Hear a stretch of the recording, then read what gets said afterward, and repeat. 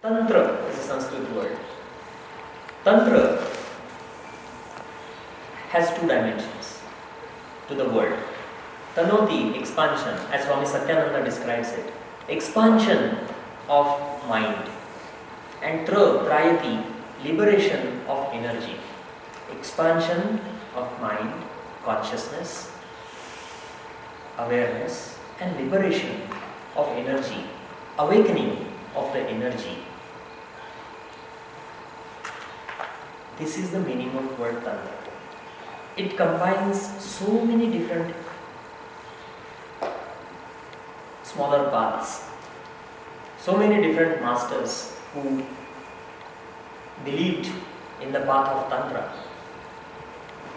This whole idea of expansion of consciousness and liberation of energy is based on the evolution, and it has two fundamental principles. The first principle is Shiva. Shiva. Have you heard about Shiva? Yeah. Shiva. Shiva is the word. Shiva. Lord Shiva. What is that Lord Shiva?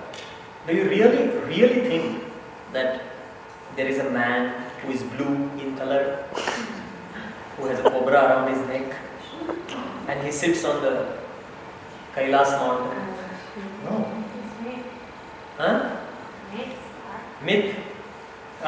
Instead of myth, I would say it's a symbolic representation. Why the sky? Sorry, why the blue? Because blue is sky. And what sky represents? Huh? The heavens. Freedom, expansion. Infinity. Doesn't say heaven or hell, it just says infinity. Infinite, infinite is the sky. Now how to visualize that infinite sky? So they put a human shape, easy to visualize. But that Shiva is actually the consciousness. The Shiva Tattva, the consciousness principle. The pure consciousness, the supreme consciousness that pervades everything. That is there everywhere. And that consciousness has all the intelligence. You know,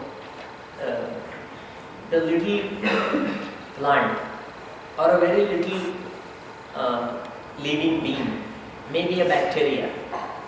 It's a complete unit in itself, right? The animals, the plants, the human beings, everything is a complete unit. When a little baby is born, it's complete. Little heart, little lungs, little liver, little pancreas, everything is there. And that is able to produce the same form, complete intelligence in it, embedded in it. So that complete intelligence, that complete consciousness, that principle is called Shiva in Tantras. The second dimension of Tantras is Shakti, the energy principle. Energy principle, we all know, everything is an energy. The matter is an energy. The sun is an energy. Everything that we see around is an energy manifestation. So Tantra believes in two dimensions, consciousness and energy. This energy is in every living and non-living being. That is called Shakti. We all have energy. That is Shakti. We'll all have consciousness and intelligence. That is Shiva. Tantra talks about expansion of this awareness, consciousness, mind, expansion of mind and liberation or awakening of energy. This is the foundation of Tantras. Any path that believes in Tantra has been identified as the path based on Tantras. There are so many types of yoga that you know are based on the Tantric philosophy. First of them is Hatha Yoga. I was to discuss the difference between Ashtanga Yoga and Hatha Yoga. Very important difference between Hatha Yoga and Ashtanga Yoga. Hatha Yoga comes from a tantric philosophy. Believes in Shiva and Shakti. Believes in consciousness and energy, duality. Ashtanga Yoga foundation is based on Sankhya philosophy, not on Tantras. Sankhya philosophy, which is believer in two principles, Purusha and Prakriti, not Shiva and Shakti. But they have a complete different foundation. It's a non-believer in God philosophy. Patanjali does not believe in God. He says there is no God. Hatha Yoga is based on Tantras. They believe in Shiva, the consciousness principle. Sankhya philosophy, Ashtanga Yoga, they believe in Purusha. Purusha is again similar to consciousness, but they say it's formless. Prakriti is a manifested nature. Manifested nature.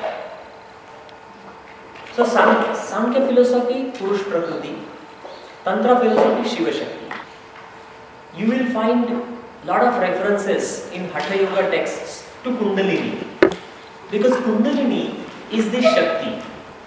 When this Shakti, this energy principle, when it manifests as an individual life or individual object, it is called Kundalini Shakti. The path of Kundalini that you all know is actually a path of Tantras. I don't know how it is taught outside India. Again, there will be conflicts and confusions. So I am not talking anything that is outside India. I am talking about India. Go to Pune, go to Mumbai, go to Delhi, go to Chennai, go to Kolkata and show me one class which says Kundalini Yoga and it is the same class that you learn outside India. You will not see even one class. I never heard of this till like last 4 years. Since I started interacting with people from outside India, I came to know that there exists this kind of paths.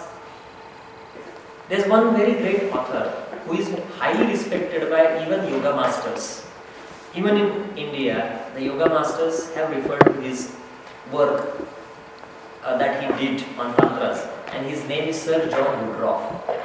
You cannot really see any logic in it, but you still have the results.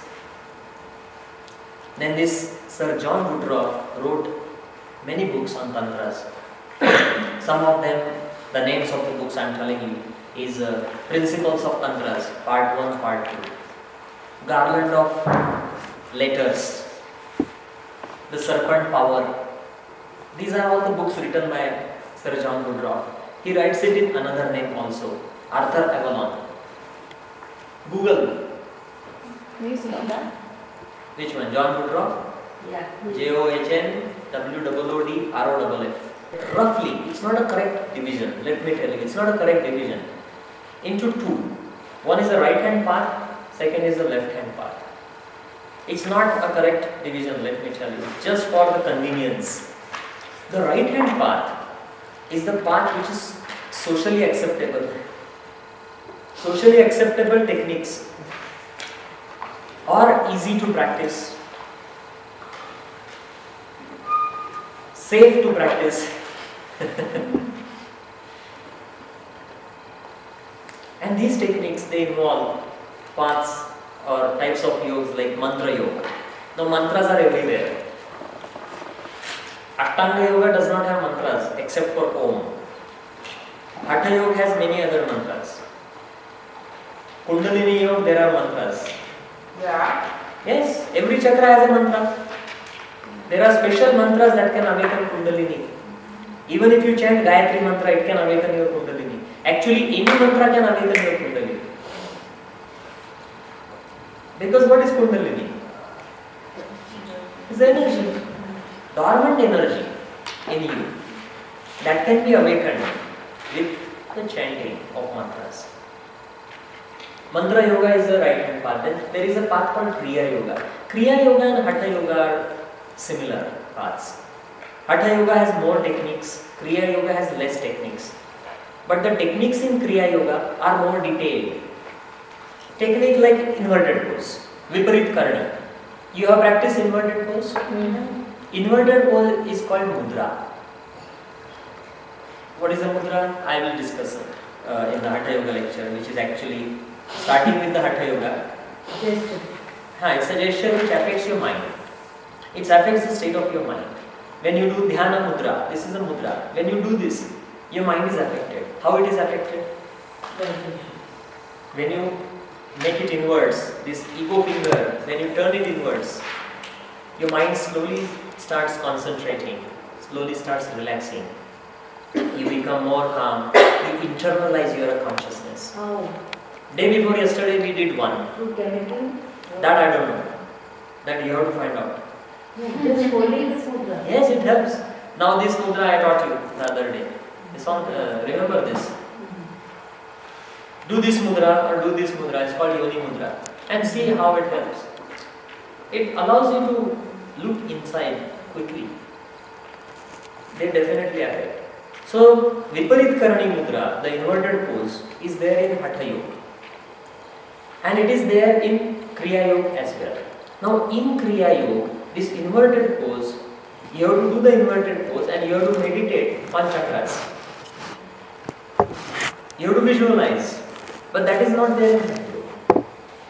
So, techniques are similar, but Kriya Yoga goes in more details of the techniques. Now there is something called left hand, and that is socially not acceptable paths, but they are powerful paths. Not very common. You will not find schools in India that teach left hand path. What they have done is they used the basic instincts such as fear, such as desire. And you believe they are powerful. Fear is a very powerful force. Like I was talking about emotion as a powerful force. I am saying now fear as a powerful force. Now, the tantrics, what they realized, if you can deal with these basic instincts like fear, desire, and if you can control them, if you can master them, you can awaken Kundalini. How? I'll tell you one path from the left hand tantra. The path is based on the fear, principle of fear. Yes, government.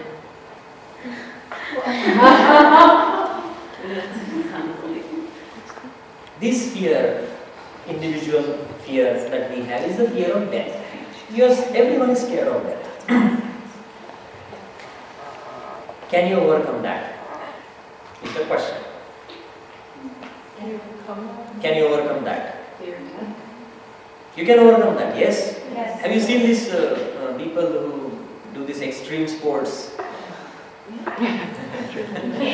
They do all sorts of crazy things. For $1 million.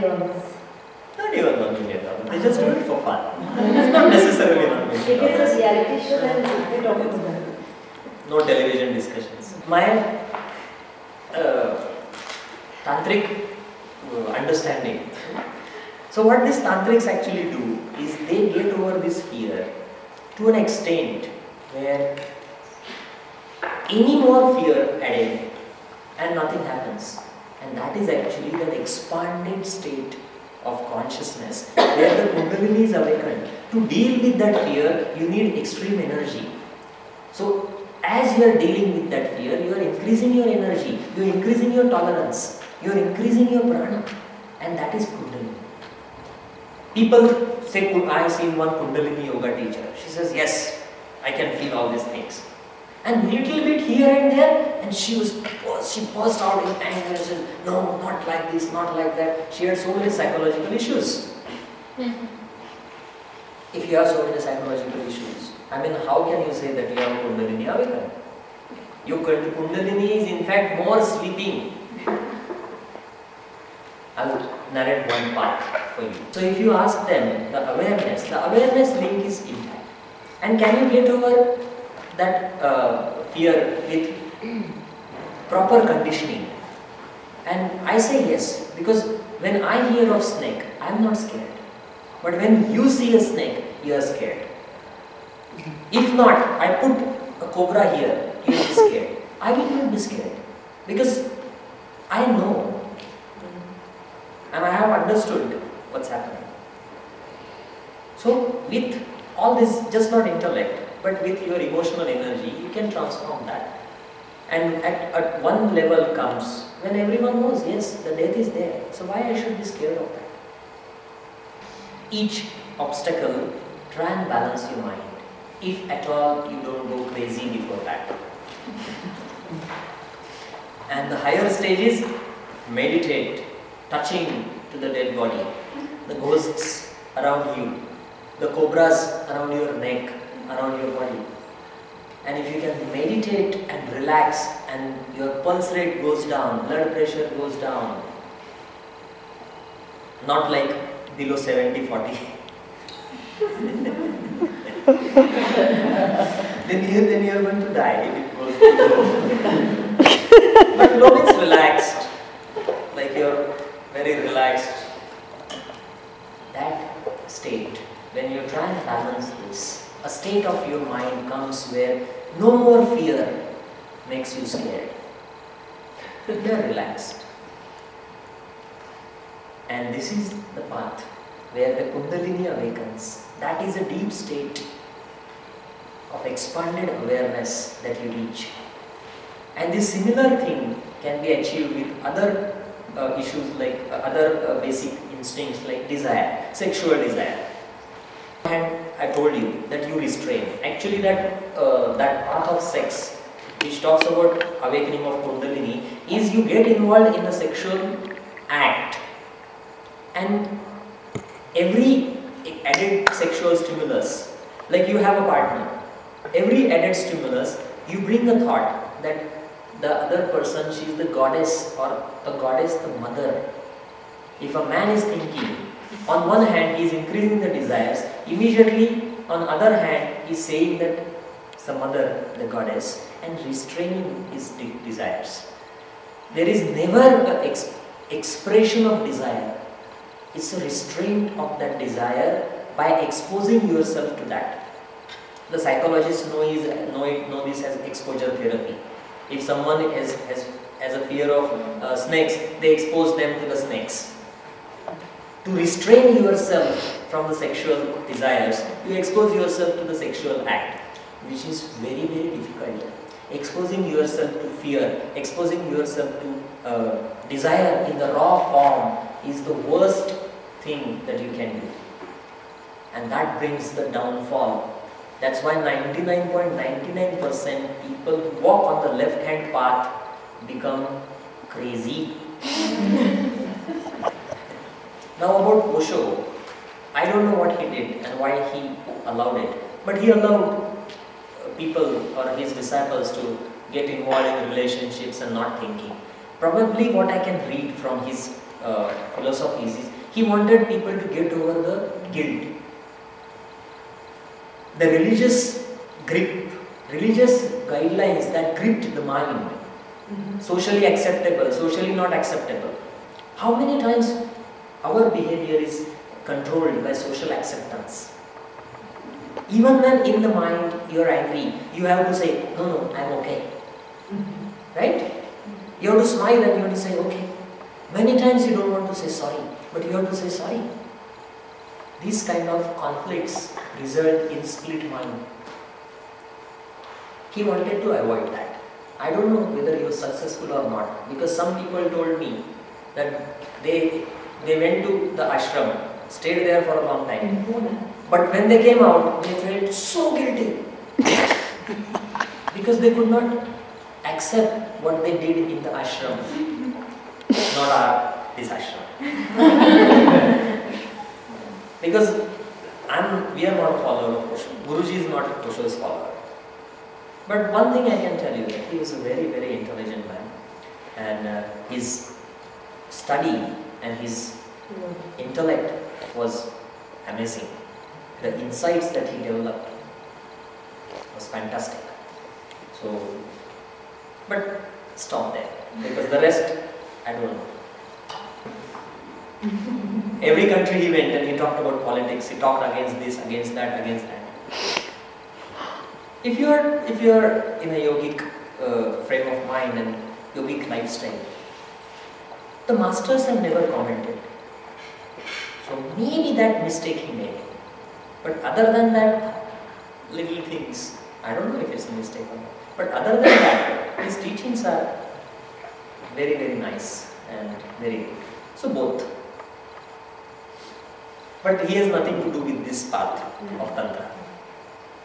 I had a master who was 108 years old. He has now left his body. He was a master from Hatha Yoga tradition, Natha sect. But he also had some left hand masters and he learned from them. At 108 years old, I used to go and see him many times. He was so intelligent at that age. His memory was fantastic. I could not believe it. I still forget. And 108 years old, he's absolutely like sharp brain. One day he just asked me, I went into, he was very rude. He said, out! I said, sorry. And then when I started walking, I did not ask anything. And then he called me back. And he said, actually, I have taken a lot of ganja.